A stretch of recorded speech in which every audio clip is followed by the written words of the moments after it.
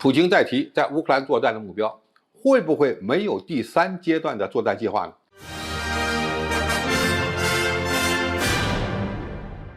观众朋友、网友朋友，大家好，我是付天少。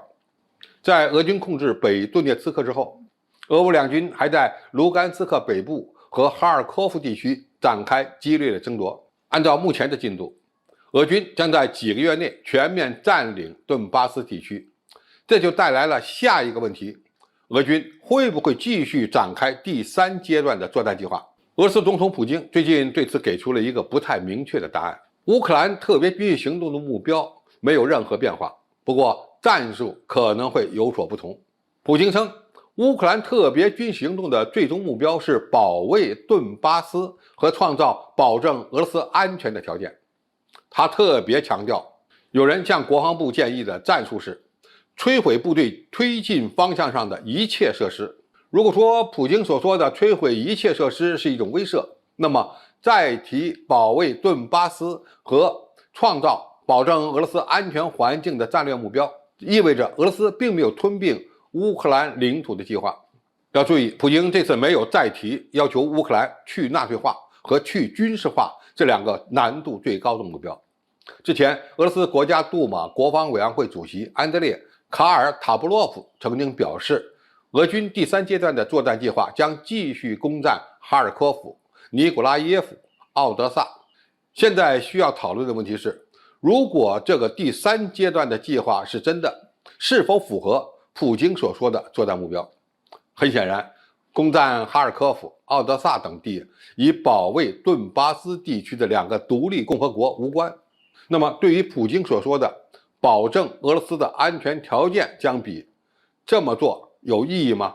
说实话，可能意义不大。首先，北约现在已经开始选择主动让步，提出了不计划接纳乌克兰的说法。这意味着乌克兰通过这次冲突，再想加入北约的路已经被堵死了。也就是说，俄军是否继续展开第3阶段的军事行动，以阻止乌克兰加入北约，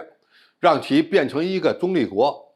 并没有直接的关系，反而会给西方援助乌军创造借口，加速乌克兰军队的北约化。其次，攻击奥德萨和哈尔科夫等地区的确可以向泽连斯基政府施压，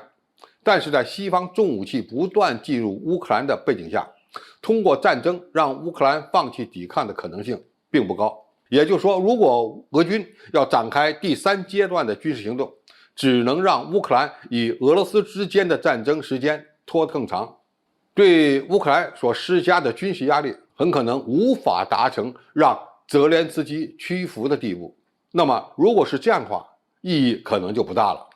有人说，俄罗斯现在是越打越有钱，这么讲也对也不对。何况提出这种观点的人没有把俄罗斯军人的生命当回事儿。最后，俄罗斯要想为其与欧洲关系的改善留下空间，